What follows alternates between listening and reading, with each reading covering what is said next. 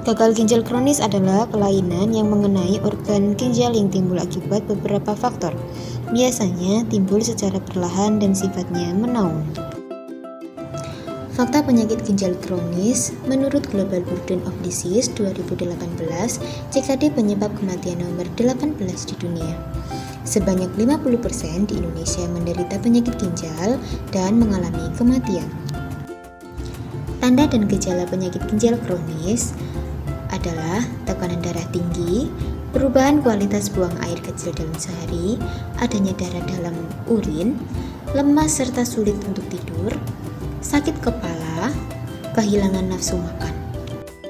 Selanjutnya, tidak dapat berkonsentrasi, kulit terasa gatal, sesak nafas, mual dan muntah, bengkak pada bagian kaki dan juga di pergelangan kaki. Pada pasien gagal ginjal kronik juga berisiko mengalami anemia, penyakit tulang dan kekurangan gizi. Agar ginjal tidak semakin parah, maka perlu dilakukan diet khusus pada penderita penyakit ginjal kronik. Pengertian dari diet adalah mengatur pola makan dan menu makanan. Diet bagi penderita gagal ginjal bertujuan untuk menyeimbangkan kadar elektrolit, mineral, dan cairan di dalam tubuh agar meringankan beban kerja ginjal yang telah mengalami kerusakan dan penurunan fungsi. Ada beberapa syarat untuk diet gagal ginjal kronik. Yang pertama, energi sesuai kebutuhan. Kedua, protein disesuaikan dengan katabolisme protein yaitu 0,6 sampai 1,5 gram per kilogram berat badan. 3. Lemak sedang yaitu 20 sampai 30% kebutuhan energi total. 4. Karbohidrat sesuai kebutuhan. 5. Natrium dan kalium dibatasi bila ada anuria. Bahan makanan yang perlu dibatasi oleh penderita penyakit ginjal kronik adalah produk susu seperti yogurt, keju, serta coklat dan juga kacang. Buah dengan kandungan air yang banyak seperti anggur, melon, tomat, dan buah dengan kandungan kalium tinggi seperti jeruk, kiwi, dan juga pisang. Sayuran dengan kandungan air yang banyak seperti selada, seledri, dan sayuran yang kadar kaliumnya tinggi seperti kentang, asparagus, dan juga labu.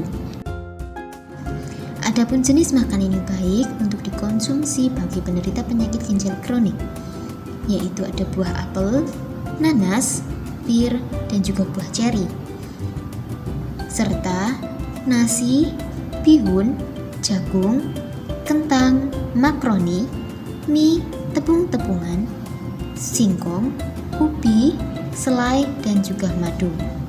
Adapun sayur dengan rendah kalium, kembang kol, kubis, lobak, timun, dan juga terong.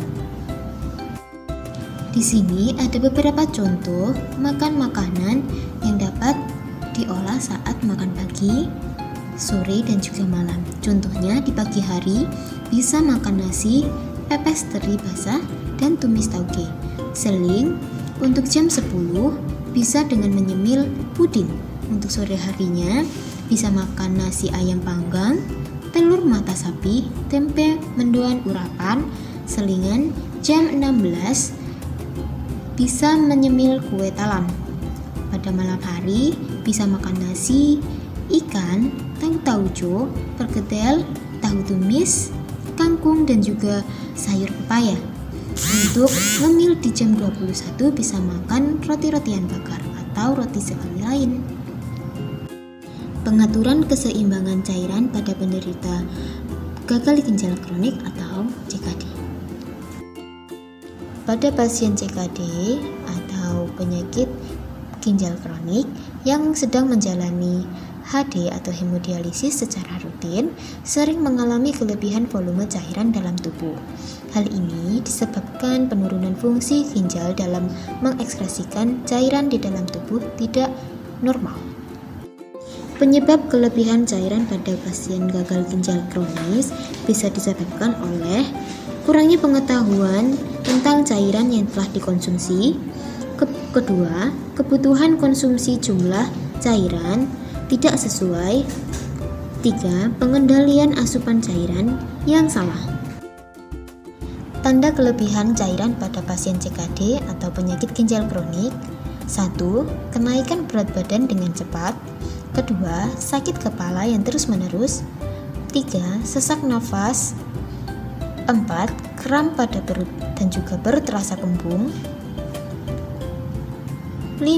Bengkak terutama pada kaki dan pergelangan kaki, serta pada kelopak mata saat pagi hari. Ada cara untuk memonitoring in-out cairan pada pasien CKD. Yang pertama, memantau peningkatan berat badan setiap hari.